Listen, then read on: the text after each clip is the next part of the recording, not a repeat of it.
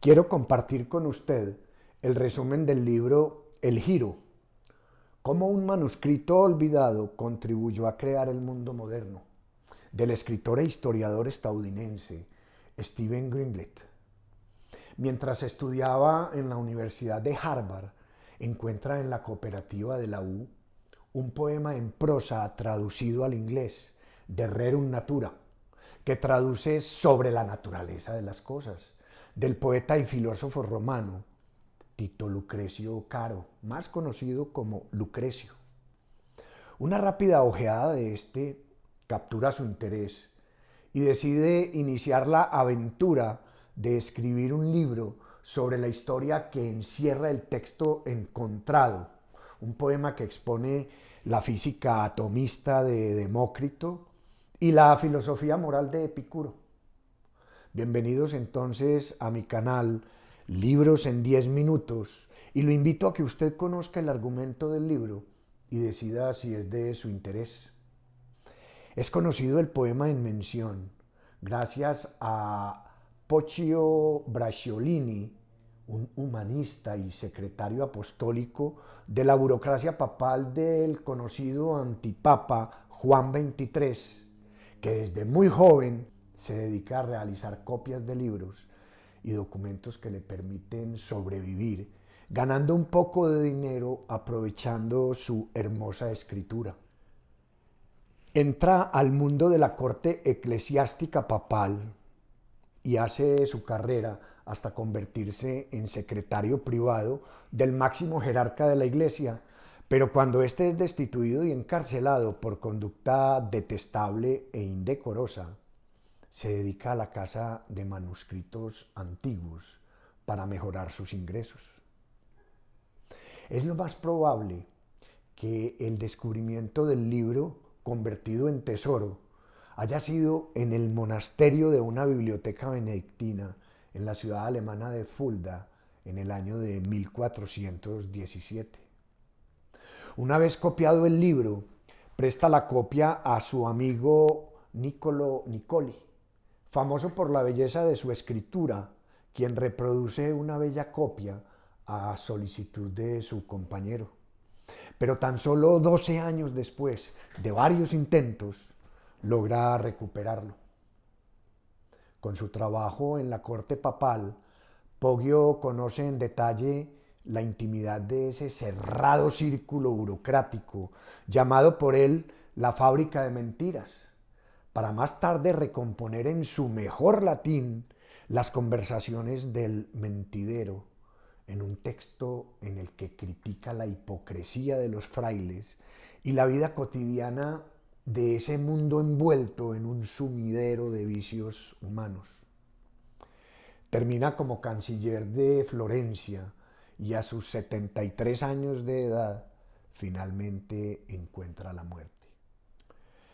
Para el siglo XVI, la Iglesia, alarmada con la Reforma Protestante, lleva el poema a la lista de libros prohibidos y seguramente tiempo después a la hoguera, junto a otras obras clasificadas como heréticas.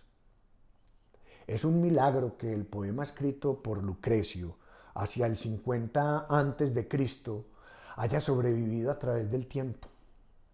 Con la caída del Imperio Romano, los libros clásicos que se tenían en las bibliotecas y academias pasaron a los viejos monasterios y abadías.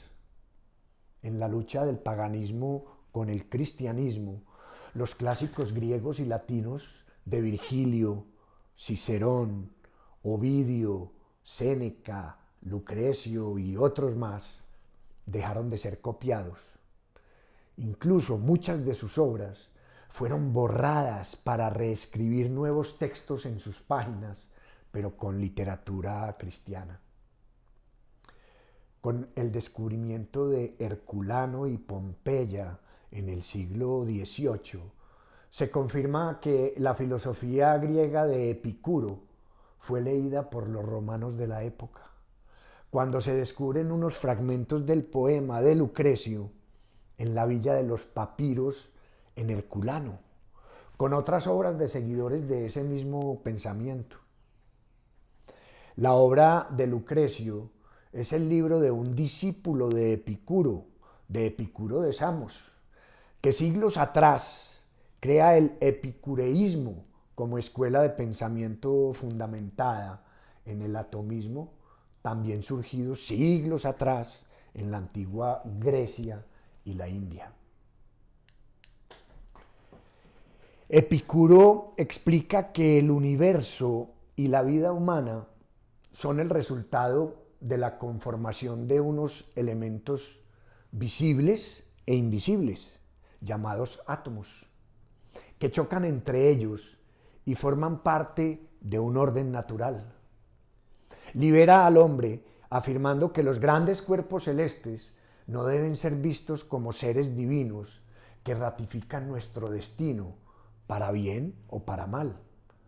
Conduce al hombre hacia la búsqueda del placer como fin último de la vida, entrando en contraposición a la transformación cultural iniciada con el cristianismo, cuya doctrina anunciaba la búsqueda del dolor sobre el placer, tal como lo padeció Cristo en su pasión. Era el dolor el trampolín para la salvación del ser humano y la autoflagelación, una costumbre piadosa practicada por personajes cristianos famosos como Santa Teresa, San Benito y San Ignacio de Loyola, entre otros. Nos complementa el escritor con algunos comentarios de la vida de Juan XXIII.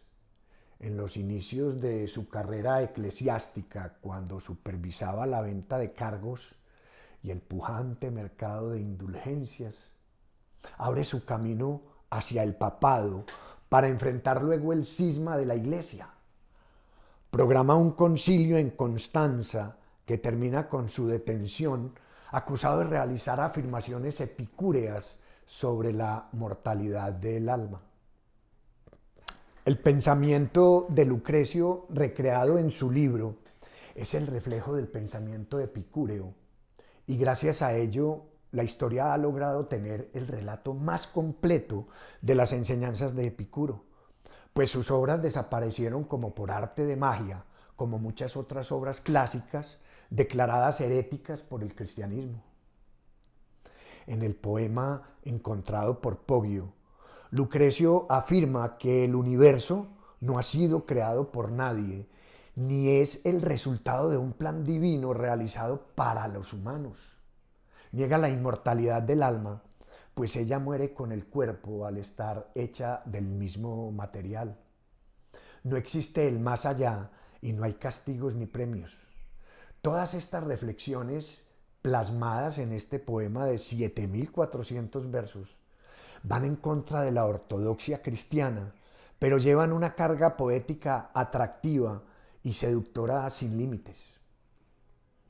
Con la imprenta de Gutenberg se realizan ediciones impresas del libro, y la Florencia de la época se inunda de las ideas subversivas de Lucrecio. Aunque no fue visto como un sistema filosófico completo, Poggio y muchos intelectuales católicos como Moro, Maquiavelo y otros aceptan algunas de las reflexiones del epicureísmo, pero rechazan otras. E incluso en esa diversidad de ideas, algunos poetas, pintores y literatos como Botticelli, Da Vinci y Shakespeare, entre otros, también las comparten en forma fragmentada. Después de conocerse la obra de Lucrecio, toda esta filosofía de pensamiento ha tenido gran influencia en los cimientos sobre los que se ha construido la vida moderna, con personajes que han contribuido enormemente a su desarrollo. Es posible que el título del libro, El Giro, encarne el giro, valga la redundancia, que dio la humanidad cuando entra a ese nuevo periodo denominado Renacimiento. Un movimiento que nace en Florencia y que se expande por toda Europa como una transición entre la Edad Media y la moderna, reivindicando algunos elementos de la cultura clásica grecorromana. Lo cierto del caso es que no todas estas reflexiones epicúreas han sido interiorizadas al 100% por aquellos personajes históricos que protagonizaron el inicio del cambio. La fragmentación de estas en proporciones diversas a favor y en contra constituyen la esencia misma de su legado. Científicos como Newton fueron capaces de conciliar el atomismo histórico con la fe cristiana, y líderes como Thomas Jefferson, fundador de los Estados Unidos de América y autor de la Declaración de Independencia de ese país, interrogado acerca de su filosofía de vida alguna vez, expresó: soy epicúreo. La pregunta que yo me hago después de leer el libro, en cierta forma, tiene parte de la respuesta en el contenido del mismo. Si el ser humano siempre ha buscado la potenciación del placer y la reducción del dolor para encontrar su zona de confort, ¿hasta qué punto nuestro pensamiento moderno presenta visos epicureístas? O en otras palabras, ¿somos epicureístas por naturaleza?